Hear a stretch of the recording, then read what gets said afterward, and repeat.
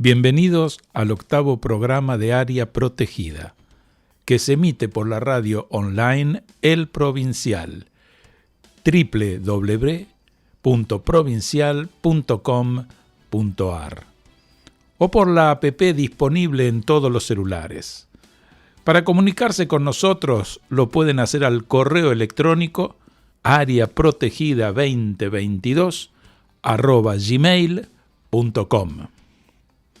Por WhatsApp al más 549 221 614 6590. Repito, más 549 221 614 6590. En las redes sociales tenemos páginas de Facebook e Instagram como Área Protegida 2022. Ya disponen de trivia sobre patrimonio en Instagram, una forma de aprender pero muy entretenida. ¿Qué tal, Rubén? ¿Cómo estás? Bien, yo estoy bien, pero triste de alguna forma porque lamento mucho el fallecimiento de Jorge Gazaneo, un pionero en el patrimonio, un gran profesor en la universidad, un importante investigador.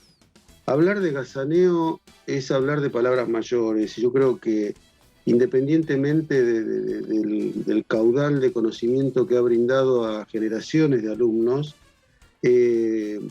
una persona muy inquieta. Yo no tuve la fortuna de conocerlo personalmente, pero está entre esa camada de profesionales. Gazaneo fue fundador del Comité Argentino de ICOMOS, fue el primer presidente de ICOMOS, el Comité Argentino, y con él hubo otros también grandes profesionales que han generado un trabajo casi de vanguardia.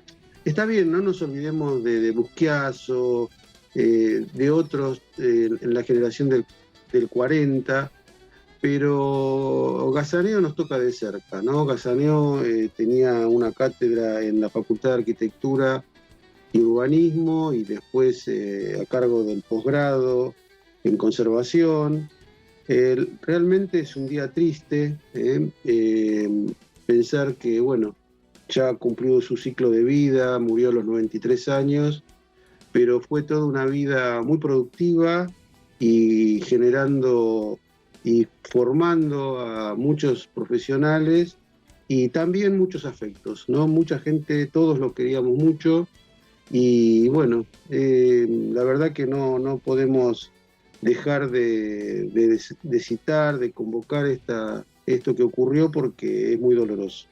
Sí, además, Gazaneo fue también miembro fundador de este grupo de trabajo que es el DOCOMOMO, es decir, las siglas en inglés, en español es del Comité Internacional de Documentación y Conservación de Edificios, Sitios y Barrios del Movimiento Moderno. Vos también mencionabas a Busquiazo, de esa generación, y justamente Gazaneo lo sucede a Busquiazo en la dirección del Instituto de Arte Americano, es decir, entre 1970 y 1984. En dos lugares donde yo trabajé, que es la Manzana de las Luces, por un lado, y también en la Comisión, en ese momento, Nacional de Museos y Monumentos Históricos, él intervino. En la Manzana realmente tuvo muchísimo que ver en la recuperación, digamos, de lo original, y cuando yo estaba como vocal en la comisión, me acuerdo, y creo que fue una de sus últimas y grandes intervenciones, que fue el tema de la Basílica de Luján. Así que realmente ahí tuve la posibilidad de conocerlo a él, a Escarones y a la esposa, que eran una dupla realmente fantástica respecto del patrimonio. Y sí, como vos decís, se nos ha ido un patriarca de la conservación, y esto realmente, bueno, es muy triste para nosotros, pero también es importante que todo su legado siga vigente.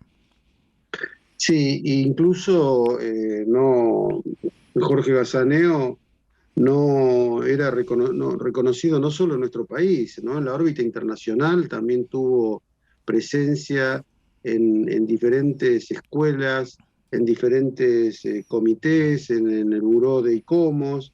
Bueno, un personaje de una talla mayor realmente, pero bueno, no podemos decir otra cosa que lamentar su fallecimiento. Así es.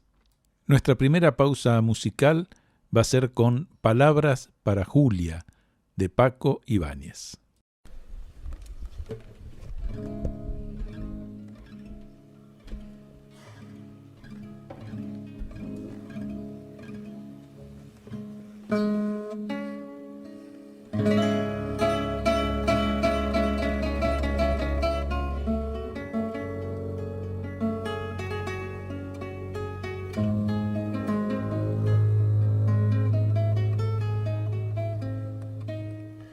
Tú no puedes volver atrás porque la vida ya te empuja como un aullido interminable, interminable.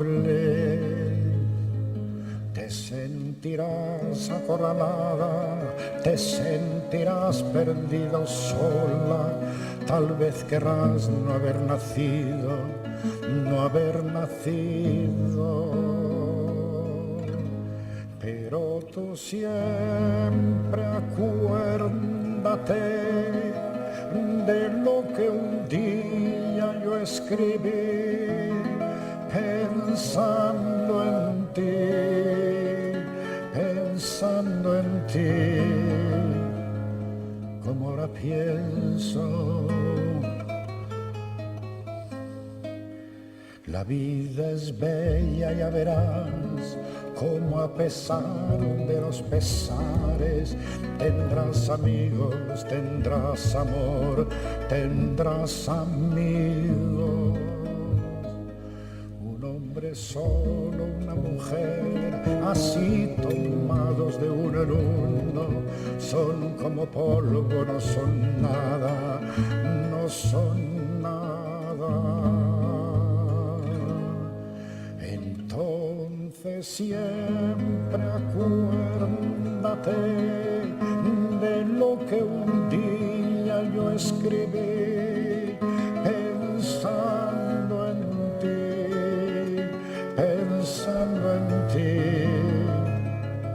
como ahora pienso. Nunca te entregues ni te apartes junto al camino, nunca digas no puedo más y aquí me quedo, y aquí me quedo. La vida es bella, ya verás, como a pesar de los pesares, tendrás amigos, tendrás amor, tendrás amigos.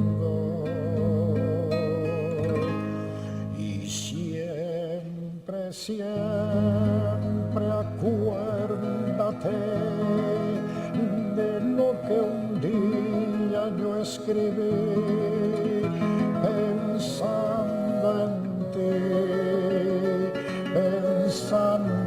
ti, como ahora pienso.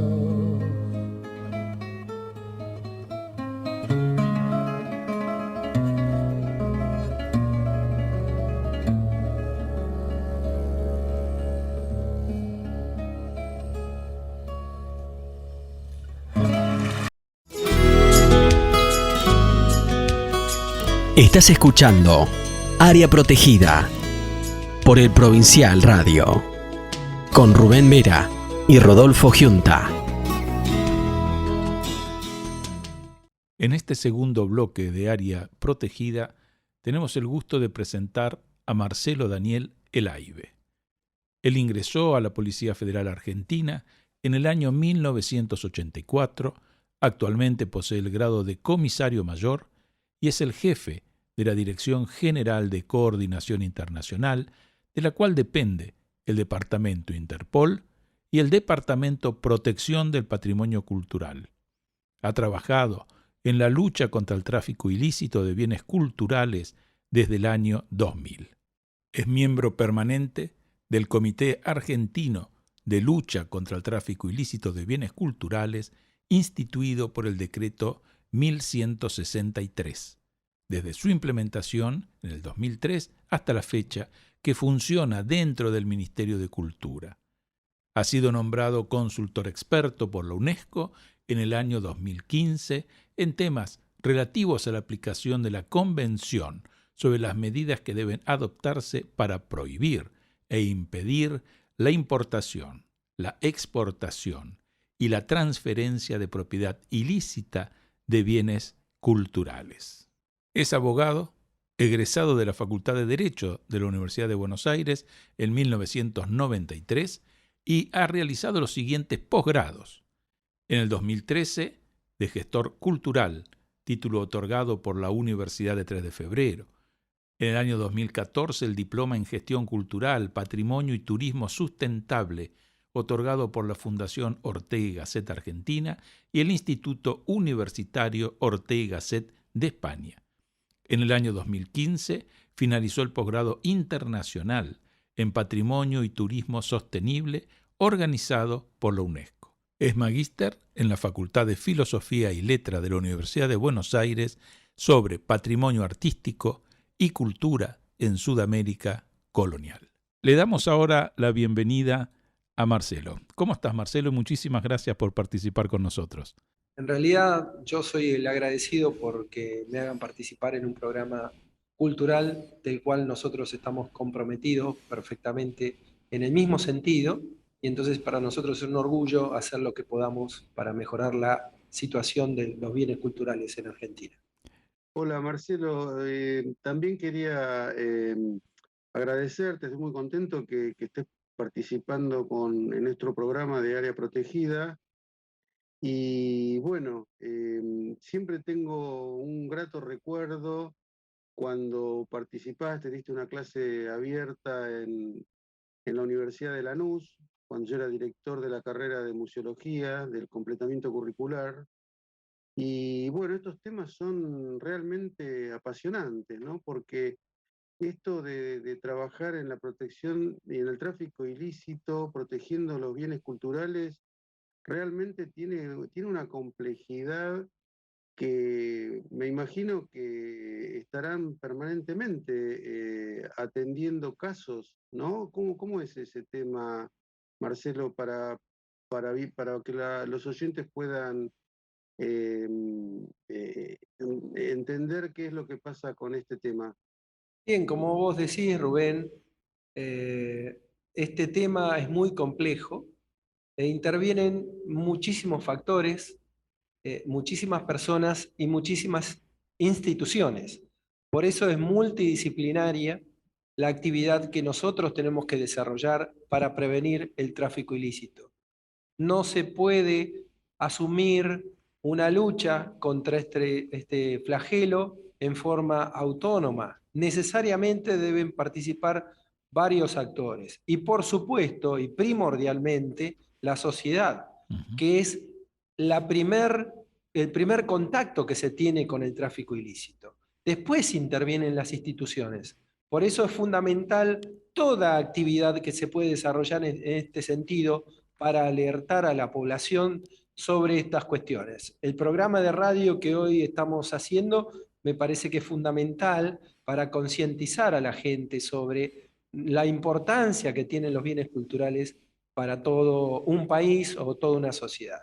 Vos sabés, Marcelo, que en los distintos seminarios que he hecho, en los cuales vos justamente dabas alguna de las charlas, porque como bien marcás son multidisciplinarios, a mí me llamó la atención, trabajando tantos años en museo, es decir, casi 40 años, el volumen, en el sentido que pocas veces uno puede creer que el tráfico ilícito de bienes culturales puede estar tan seguido en el escalón o tan cercano en el escalón con el tráfico de armas o, por ejemplo, de drogas, que es lo que generalmente la población más identifica para estos casos. Sin embargo, parece ser que los bienes culturales ocupan un rango realmente altísimo. A mí me sorprendió muchísimo.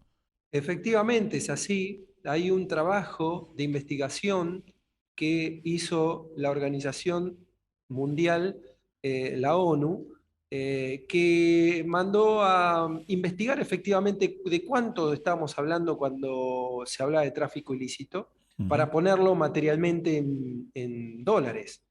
Y establecieron que el tráfico ilícito anualmente mueve un volumen de entre 4.000 a 6.000 millones de dólares.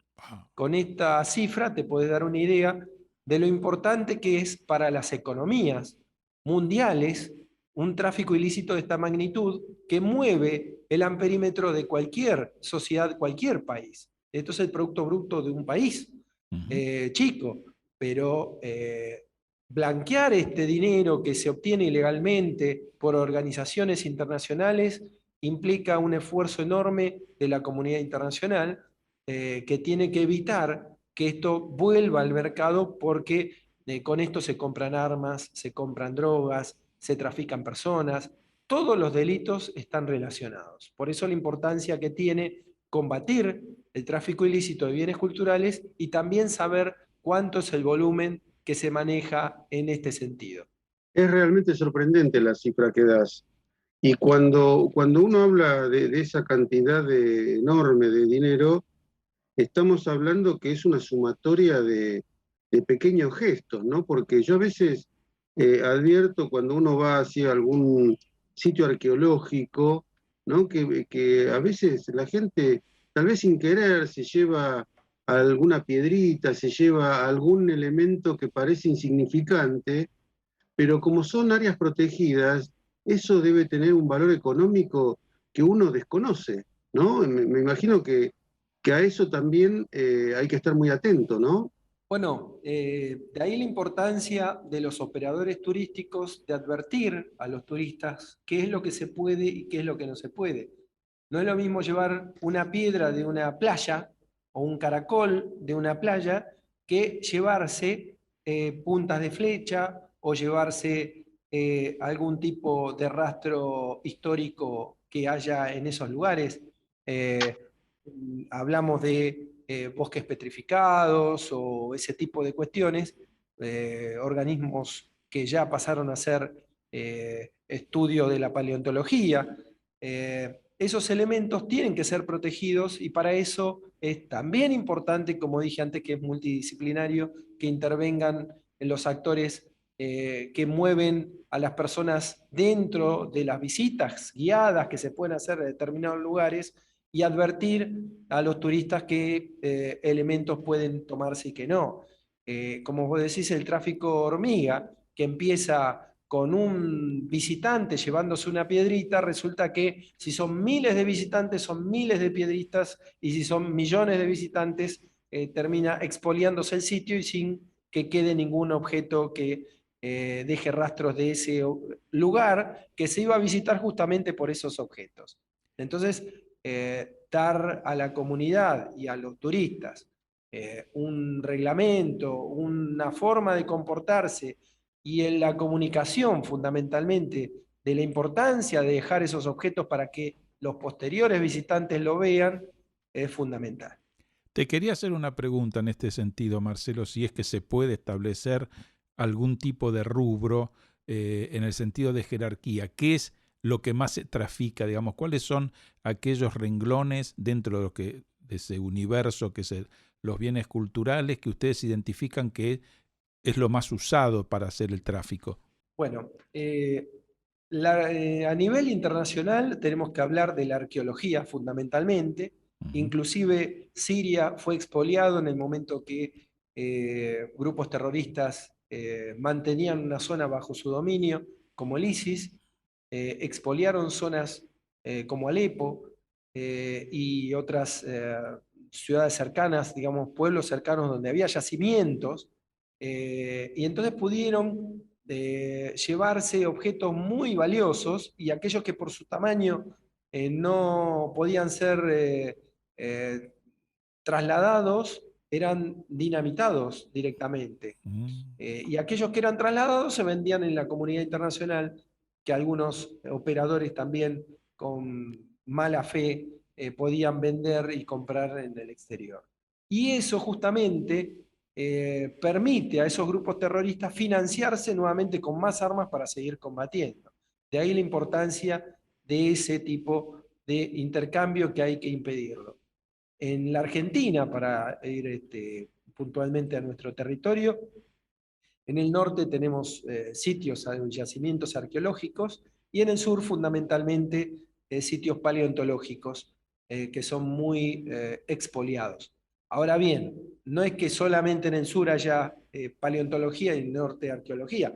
Está mezclado, pero estamos hablando de mayoritariamente en qué región se encuentran cada cosa. Por otro lado, también debemos mencionar que son sitios muy vulnerables las bibliotecas que muchas veces no tienen la seguridad necesaria, entonces ante visitas de algunas personas con mala fe pueden sustraer los objetos que tienen a mano, libros. Algunos libros son de edición muy, muy larga, pero otros de una edición muy chica que son valiosos para el mercado.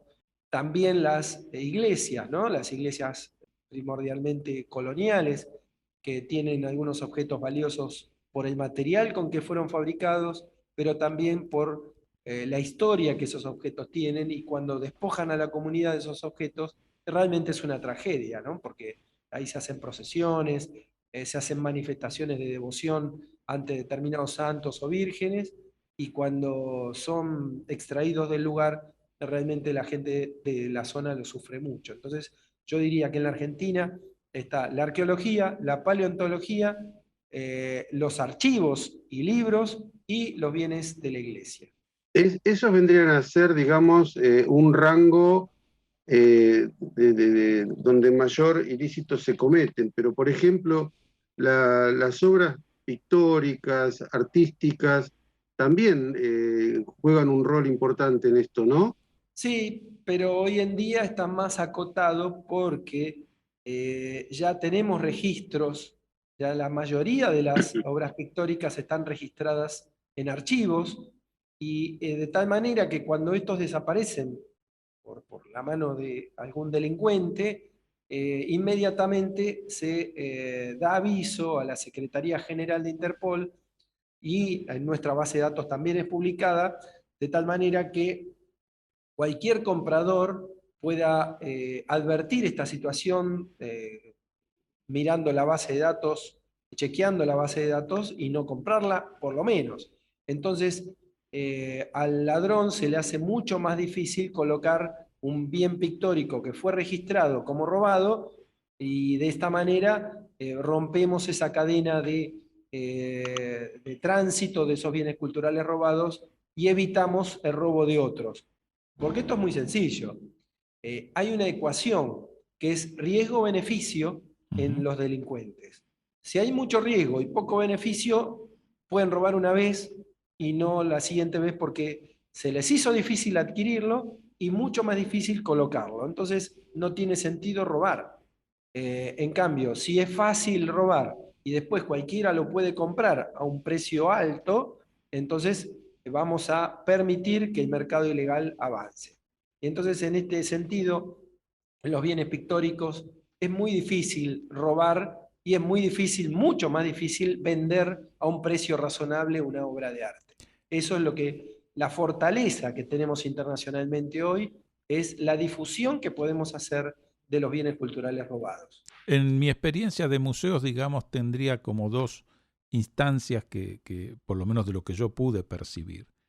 Una es que de pronto había robos que estaban sugeridos por coleccionistas, es decir, que mandaban, ¿no es cierto?, a hacer esos robos para colecciones, ya sea que algunos lo hacían para beneficiarse después con la venta, o simplemente porque querían tener ese objeto. Esto también es algo que a veces se da. Y por otro lado, lamentablemente, pero en algunos casos hemos sido testigos de, hubo cierta connivencia dentro del museo, es decir, alguien que iba sustrayendo porque tuvo la posibilidad de hacerlo, porque lamentablemente esto que pareciera ser tan importante y que se generan tantas capacitaciones, resulta muy difícil capacitar a todo el personal que trabaja en los museos, incluso, por ejemplo, quienes están en las empresas de seguridad que están tercerizados, en las empresas de limpieza y demás, que tienen un recambio terrible, y que tienen mucho acceso, digamos, a los elementos y pueden estar en horarios que el resto del personal no. No siempre se cuenta con la cantidad de cámaras de seguridad que sea necesaria. Nosotros en el Museo Sarmiento pudimos identificar a una banda, que era una banda familiar, que habían empezado robando en el Museo Histórico Nacional y después en una cantidad de museos, hasta el Museo del Banco Nación, que bueno, pudieron ser finalmente aprehendidos, pero era bastante difícil justamente tener la posibilidad de hacer las identificaciones si no se tienen los dispositivos que corresponden. ¿Cuál es tu experiencia, digamos, en las cuestiones de los museos, que te haya tenido como testigo, digamos, del mismo? Bueno, como decís, Rodolfo, es una cuestión compleja. Se dan los dos tipos que vos dijiste, que mencionaste, se dan. Una es los ladrones foráneos, externos, pero también los internos. Uh-huh. Ahora bien, los ladrones externos pueden, y seguramente lo hacen, generalmente lo hacen en horario que está abierto el museo, no en horario cerrado, porque Uh-huh. las medidas de seguridad, todos los museos tienen algún tipo de alarma. Entonces, pero no así cámaras de seguridad en todos los habitáculos y habitaciones y sectores que tiene un museo. Entonces, aprovechándose de esa circunstancia, los ladrones externos pueden intervenir. La seguridad de los museos, eso está muy estudiado y desarrollado internacionalmente, son de tres tipos. Una es la humana, otra es la tecnológica y otra es la mecánica. La mecánica se refiere a esas barreras que hay que impiden al visitante acercarse demasiado a una obra. O que esté en una vitrina cerrada. Esas son mecánicas. Las tecnológicas son las cámaras de seguridad y las alarmas. Y la humana, por supuesto, tiene que haber personas de seguridad capacitadas, como vos también decías, sobre esta función. No es lo mismo cuidar un negocio cualquiera que un museo. Uh-huh. Entonces, estos tres elementos tienen que estar unidos juntos y no aislados. No es que solamente con la seguridad humana o la mecánica podemos reemplazar a la tecnológica. No, las tres tienen que estar al mismo tiempo. Y por supuesto, depende de lo que estemos custodiando, depende de la inversión que tengamos que hacer en seguridad. Por supuesto, si es mucho dinero lo que hay adentro de un museo, la inversión tendrá que ser superior. Y por otro lado, también están los ladrones dentro del museo, trabajadores infieles, como pasó en el histórico hace poquito, hace 2 años ya, que trabajadores del mismo museo se robaron las monedas que Rivadavia adquirió para el museo en 1821 y que nosotros recuperamos una gran mayoría. Respecto a los ladrones externos, ahora que vos mencionás la banda esa, los detuvimos nosotros después de una investigación que en el Museo de Sarmiento no lograron robar, pero sí forzaron una vidriera, y en otros museos sí pudieron robar algunos elementos chicos, pero de metal precioso, y en el histórico se robaron el Museo Reloj de Belgrano. Vos fijate, Marcelo, que esta banda, digamos, que eran familiares entre sí, ingresaron al museo acompañando una visita guiada, con lo cual inicialmente pensábamos que formaban parte del grupo de padres que acompañaban a los chicos en la visita, y de pronto se desprenden. Y ahí, por un lado por las cámaras, pero también por personal del museo, se los vio en una actitud sospechosa cuando, como vos decís, querían abrir una vitrina para llevarse algo, no lo pudieron hacer, tiraron el destornillador, pero quedaron registrados, y por suerte la filmación fue lo suficientemente clara, y eso sirvió para alertar a los otros museos, y de alguna manera después termina con la detección. Con lo cual realmente sí son muchas veces muy astutos para filtrarse, por así decirlo, el ladrón externo a un museo, como para justamente poder llevar adelante estos delitos. Ahora vamos a hacer una pausa musical con Las cosas tienen movimiento, un tema de Fito Páez, pero en este caso interpretado por Lito Vitale y Juan Carlos Baglietto.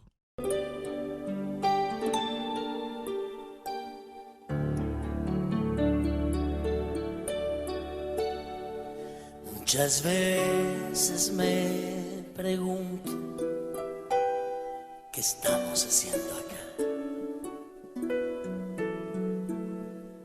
Dejo de pensar y veo que al final siempre estarás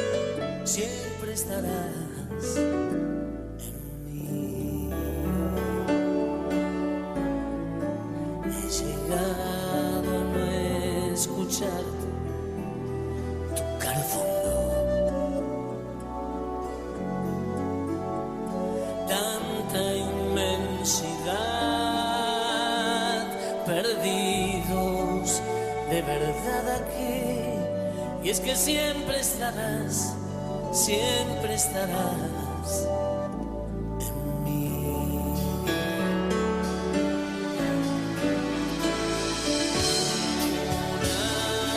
Una voz como un sentimiento, como una canción. Algo más que me ayude a despertar, a seguir, a no bajar la guardia, siempre a seguir. Esperes, no te enseñan a vivir.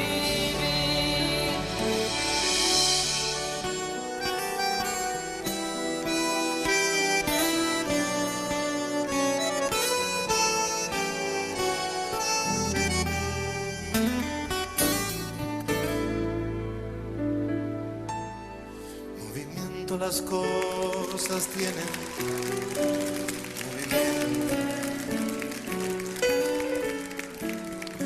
La oportunidad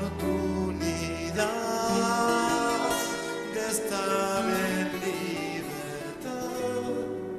Y es que siempre estarás en mí.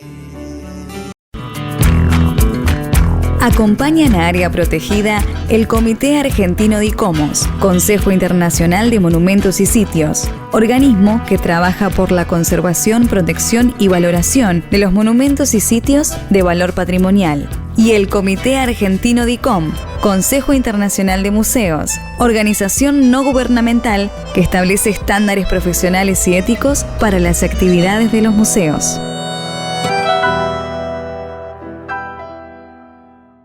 Bueno, ahora arrancando el tercer bloque, que estamos con la presencia de Marcelo Elaibe, seguramente nos va a contar, Marcelo, porque todo esto tiene una historia, ¿no? La creación del Departamento de Protección del Patrimonio Cultural tiene ya unos cuantos años. ¿Cómo es ese tema, Marcelo? Bueno, sí, es cierto. Este año cumplimos 20 años de existencia formal, si bien ya un par de años antes ya veníamos trabajando en este sentido. En realidad surge como una iniciativa personal porque con motivo del Día Internacional de los Museos que se hizo en el Banco Provincia, en Capital, en la calle Sarmiento, se celebraba ese día y entonces invitaron a Interpol a dar una charla sobre robo en museos. En ese momento yo estaba como asesor jurídico dentro de Interpol y mi jefe me dice, bueno, busca información, prepara el tema y anda a dar la charla. Así arrancó todo. En ese momento la Argentina no tenía una preparación ni personal especializado en esta cuestión, pero dando esa charla con un auditorio lleno, me di cuenta el interés que despertaba en la gente y en la sociedad esta cuestión y que lamentablemente el Estado no le había dado una respuesta a esa cuestión específica.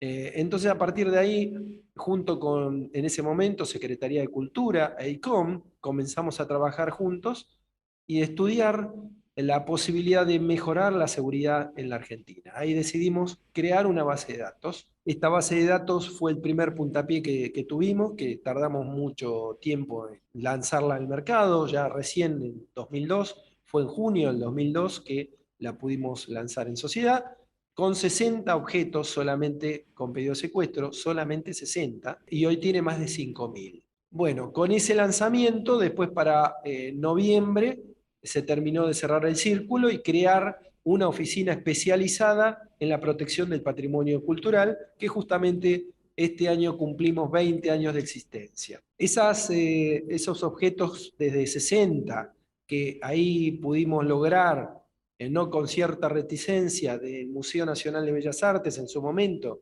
que nos dé, el director en su momento no nos quería dar las fotos para publicarlas porque decía que era un demérito para el museo. En realidad, el sufrimiento ya estaba producido, el demérito ya se había producido, que fue robo del año 1980, y que esas obras, algunas de ellas todavía siguen desaparecidas. Pudimos recuperar solamente 3. Y bueno, a partir de ahí, con esas fotos y con fotos de otros museos también, logramos llegar a 61. Y estas 5.000 que hoy tenemos más o menos publicadas no significa que se haya producido en estos años, sino que de hecho robos anteriores al 2003 y desapariciones de otras obras que fueron denunciadas con posterioridad hoy están publicadas, porque tenemos a nuestro favor que la prescripción sobre obras de arte tarda más tiempo que la prescripción sobre un objeto común, tiene un régimen especial. Por lo tanto, nos permite a nosotros que hasta 100 años podamos recuperar objetos y devolverlos al Estado si es del Estado. Sí, tal cual. Yo creo que acá en esto que vos comentás, vemos la importancia institucional que tienen los museos de llevar un registro adecuado, una catalogación, la fotografía de los objetos, pero también pienso a veces en la órbita de lo particular, ¿no? Porque hay gente, hay familias que tienen cosas de valor y que preventivamente, o no sé cómo utilizar el término correcto, pero que tal vez una simple fotografía de los objetos puede ayudar mucho, ¿no? A posteriori del hecho. ¿Es así, Marcelo? ¿Lo entiendo de esa forma? ¿Lo entiendo correctamente? Sí, perfectamente, es así, Rubén, porque sin fotografías la Secretaría General no publica los pedidos de secuestro. De tal manera que debemos tener un archivo de los bienes culturales que tenemos en nuestra casa, separado, por supuesto, de las computadoras, porque eso también es un objeto preciado por los delincuentes. Si nos roban la computadora y nos roban la pintura o el cuadro o el objeto cultural que tengamos en casa, perdemos la posibilidad de hacer el pedido de secuestro. Por lo tanto, es muy necesario tener una fotografía del bien cultural, y no solamente te diría de la parte frontal, sino de la parte de atrás, que en muchos casos da una información interesante para hacer una investigación, como por ejemplo lugares donde se hayan exhibido, quiénes fueron los dueños, en dónde se vendió, etcétera. Eso muchas veces está pegado en la parte de atrás del cuadro, así que es bueno también tener una foto del cuadro. Y ya que tenemos la foto, llenar una ficha que es muy sencilla, que nosotros la tenemos publicada en nuestra página de acceso libre, que es la página de Interpol Argentina, en donde uno puede bajar el formulario y completarlo y tenerlo reservado, porque ahí le va pidiendo, lo va guiando para completar los datos específicos de esa obra, que son las medidas, el peso, tamaño, imagen, etc. Eso es muy importante para después poder pedir el secuestro de esa obra y tener chance de recuperarla.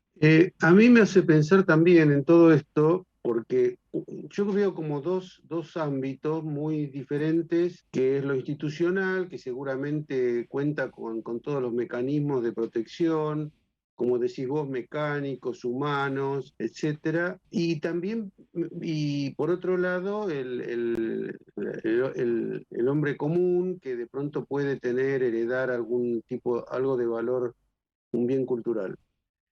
Con respecto a todo esto, nuestra legislación, ¿cómo funciona? Tengo entendido que desde principios del siglo XX ya empieza a armarse una legislación con respecto a todo esto, ¿no? Bueno, principio del siglo XX, efectivamente, tenemos una ley que fue vanguardista en el mundo, que es de 1913, que protegía los sitios arqueológicos. Esta ley quedó muy en desventaja con la evolución del delito sobre estas cuestiones, porque no preveía la investigación penal.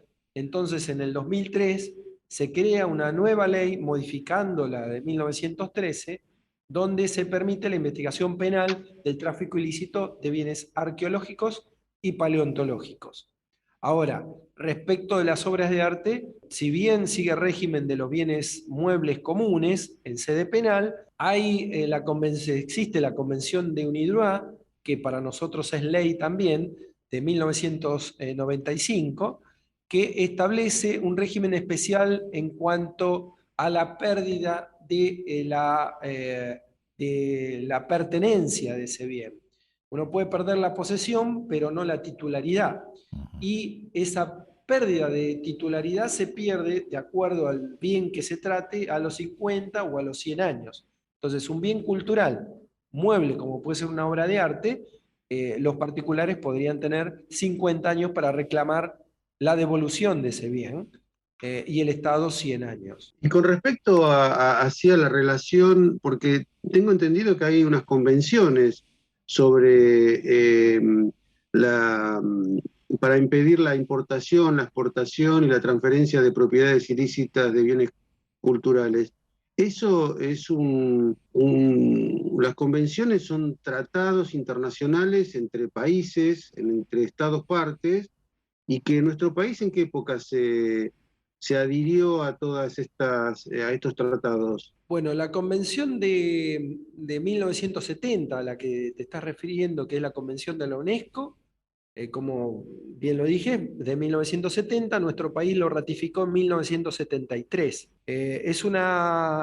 Ese tratado, que es ley para nuestro país, es obligatorio su cumplimiento, fue un progreso muy importante en la lucha contra el tráfico ilícito, porque establece la obligación de los estados de intervenir en estas cuestiones, de crear un servicio especializado, de crear reglamentación a esta ley para mejorar la seguridad de los bienes, la obligación de crear archivos e inventariar los bienes culturales, le da una prioridad muy importante a estas cuestiones. Como vos bien dijiste recién, en el caso de robo, si no tenemos fotos, no vamos a tener chance de recuperar. Esto ya estaba previsto en la ley de 1973 de Argentina, que es la Convención de la UNESCO de 1970. Ahora bien, la Convención de UNIDROIT, que es otra convención muy importante que complementa la ley de la UNESCO de 1970, esta es de 1995, establece algunas cuestiones como, por ejemplo, como mencioné hace unos minutos, el tema de la prescripción, ¿no? Modifica el régimen de la prescripción adquisitiva de los bienes culturales, extendiendo más allá de lo que establece el Código Civil, porque es una ley especializada, entonces es una herramienta importante. Y otro elemento también importante que establece este tratado o convención es la buena fe, porque nosotros podemos considerar que un comprador de buena fe tiene o no derecho a ser resarcido cuando compra, por ejemplo, una pintura que estaba robada y no sabía que estaba robada y la compró y pagó $1 millón por esa pintura. Ahora bien, esta convención define cuándo una persona puede ser considerada comprador de buena fe. Establece una serie de pautas que son muy importantes para el juez. Cuando tiene que fallar, las puede tener en cuenta. Entre esos aspectos es, primero, que haya sido adquirido en un lugar que se vende este tipo de objetos, ¿no? No, si compró un Picasso y lo compró en una feria alejada de la ciudad, digamos, no generaría una buena fe para el comprador. Después el precio que pagó. Si pagó un precio muy bajo para el bien que adquirió, no podemos estar hablando de buena fe. La relación entre las personas y partícipes de ese negocio, la calidad de ellos, si se dedican a ese tipo de actividades. Y por último, y algo muy importante, es la posibilidad de acceder a una base de datos para consultar si esa obra tenía o no pedido de secuestro. Entonces, esto determina si una persona es de buena fe y en ese caso puede requerir que se resarzan sus gastos cuando es de vuelta y el juez diga, bueno, hay que devolver esta pieza. Bueno, pero hay que pagarle a este señor porque es comprador de buena fe. Por ejemplo, si el dueño no hizo la denuncia en su momento del robo o desaparición de la obra y la reclama, bueno, puede probar que él fue el dueño, pero en el caso que se la reintegren, va a tener que pagarle al comprador una indemnización, lógicamente, ¿no? ¿Se cruzan de alguna manera con el tema del tráfico ilícito, el tema de las falsificaciones también? Es decir, ¿están como emparentados o van por carriles diferentes? Sí, efectivamente, como decís, la falsificación es una actividad ilícita más que está dentro del tráfico ilícito porque muchas veces se falsifica una obra original agregándole o sacándole alguna cosa para traficarla y después se la vuelve a su estado original en el momento de la venta. Se le puede pintar arriba o puede cortársela en pedazos y venderla, porque cuando una obra es muy grande, por ejemplo, estamos hablando de 2 metros por 2 metros, y tiene muchos personajes dentro de esa obra, algunos delincuentes cortan la obra y tienen, en vez de un Da Vinci, tienen 400 Da Vinci. Ese no es el Parece caso, mentira. ¿no? Pero es así. Entonces, pueden ganar muchísimo más cortando la obra y entonces eso podría ser una falsificación a la imagen. También se falsifican y se venden obras. Nosotros tenemos aquí en el depósito de nuestro departamento más de 500 obras falsas en distintos procedimientos que hemos hecho y que hemos sacado del mercado. Realmente algunas falsificaciones son muy buenas, porque hay que decirlo, los autores son muy imaginativos y creativos, y entonces, por ejemplo, en obras nuevas compraron papel de aquella época para hacer la falsificación de los certificados de autenticidad sobre papel antiguo, usando máquinas de escribir antigua, falsificando la firma y el sello de quien tenía que certificar al autor. También comprar marcos antiguos o algunas veces con algún clavo le hacían agujeritos como para que pareciera que estaba polillado. Digamos, la imaginación y la creatividad que tienen algunos delincuentes es fantástica. Y uno, por ejemplo, vos comentás así en cuanto a obras de arte, pinturas, esculturas. O sea, tenemos varios grupos de trabajo, ¿no? Uno, lo artístico, lo arqueológico, lo paleontológico, y los anticuarios, por ejemplo, que juntan mucho material, es como que ellos están como, me pareció entender en algún momento que ellos están obligados a llevar un registro de lo que compran con lo que venden, ¿no? Porque es un canal bastante complejo ese también. Sí, está la ley vigente, no recuerdo ahora el número, pero es una ley de hace 3 años que obliga a los anticuarios a tener un registro. Todavía no está reglamentada, sin embargo, la ley está vigente, pero eso en breve va a ser reglamentado y no es algo nuevo que se nos ocurrió a nosotros. Ya en el artículo 10 de la Convención de la UNESCO de 1970, nos obliga a nosotros como país a tener ese tipo de reglamentación. Así que fíjense que no es una idea que tuvo alguien para molestar a los anticuarios hoy. Esto está previsto de 1970 en la Convención de la UNESCO en artículo 10. Falta ahora la reglamentación de ese artículo, pero yo creo que en breve estará ya reglamentado. Y es una herramienta que tienen todos los países europeos. Italia, Francia, España lo tienen. Así que no es algo que una medida, como algunos anticuarios mencionaron, que podía ser meterse en la propiedad privada, sino que es algo que es lógico reglamentar este tipo de cuestiones para tener un mercado ordenado y no pueda ser vulnerada la buena fe de un comprador, por ejemplo. Ahora vamos a hacer una pausa musical con el tema Tres Estaciones de Lisandro Aristimuño. 1, 2, 3, 4.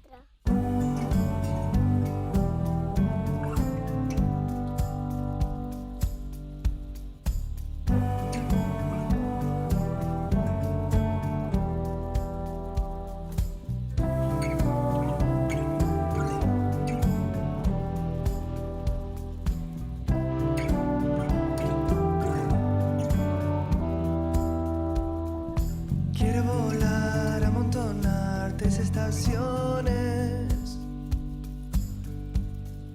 oír tu voz y contemplar los girasoles, ver el mantel donde cenas lleno de flores, mirar el sol hasta brillar en tus talones.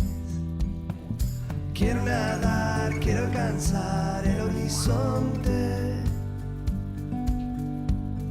girar, bailar en carnaval, verte en canciones.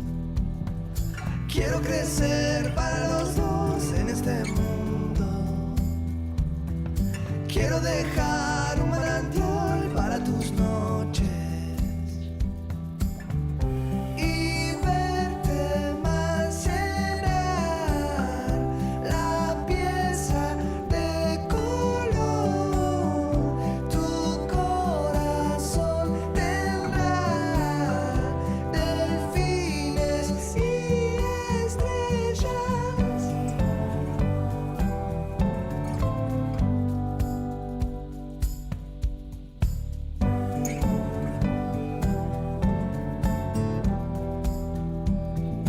Quiero crecer para los dos en este mundo.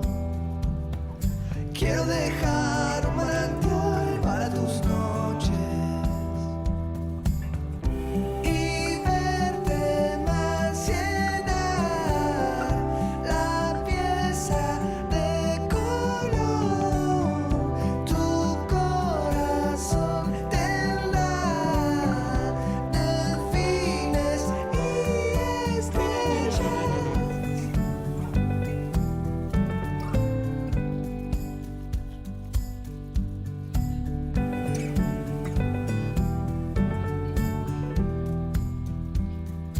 Ver el mantel donde cenas lleno de flores, mirar el sol hasta brillar en tus talones y verte más llenar la pieza de color. Tu corazón tendrá delfines y estrellas. Estás escuchando Área Protegida por el Provincial Radio Online con Rubén Vera y Rodolfo Giunta.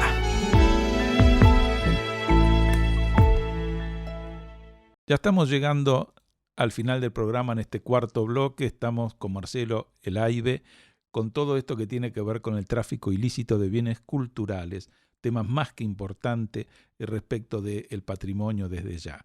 Y nos interesaría en este sentido, Marcelo, que nos comentes un poco cuáles son las vías de capacitación que existen en nuestro país para justamente poder intervenir en estos casos. Bueno, es muy buena tu pregunta porque una de las herramientas básicas para la lucha contra el tráfico ilícito, como mencionamos al principio de esta conversación, es la intervención interinstitucional, ¿no? Abordar esta cuestión en conjunto con todos los actores interesados. Pero para que ello ocurra, todos esos actores tienen que estar capacitados.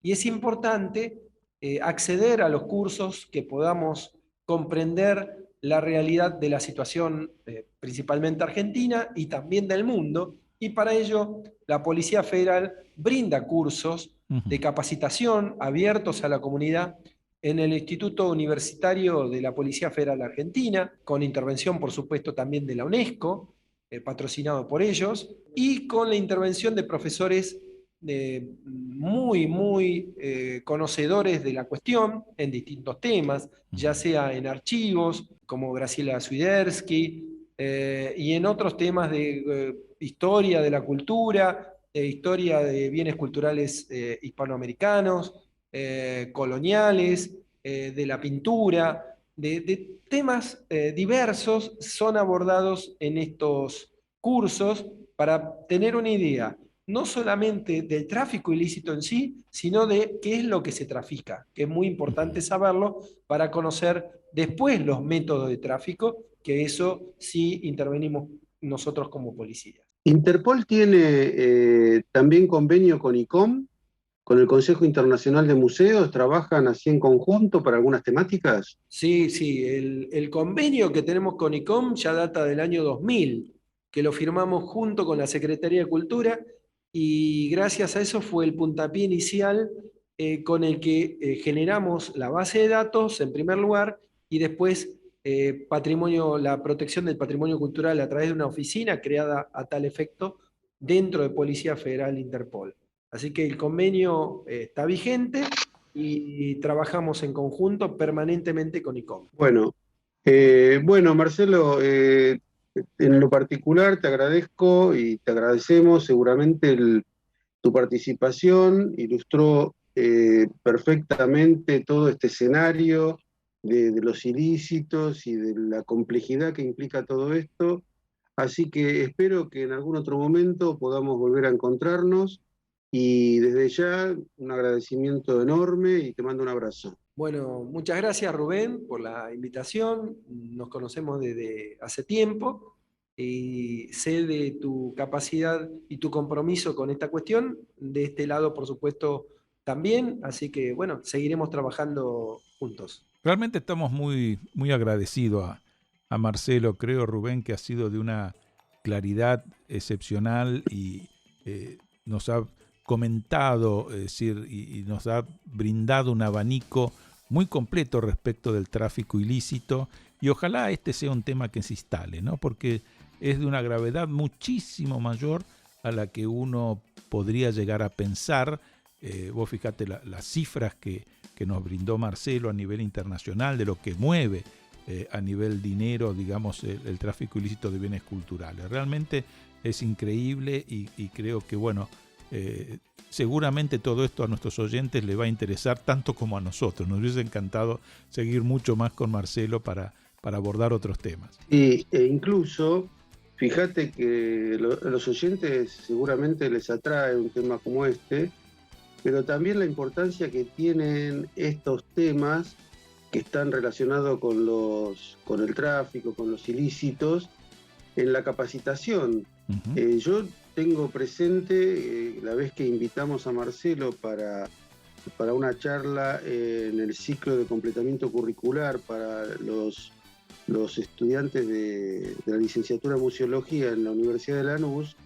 Es una temática absolutamente importante y muy enriquecedora, ¿no? Uh-huh. Y bueno, fuera de micrófono, hablando con Marcelo, decía todo lo trascendente que es esta temática para la comunidad en general, y bueno, para evitar todos estos, o minimizar los ilícitos. Pero bueno, entonces pensemos de alguna forma darle continuidad a esta temática. En algún próximo programa seguramente vamos a estar convocando a algún otro especialista. Saludo a los oyentes y nos vemos en la próxima.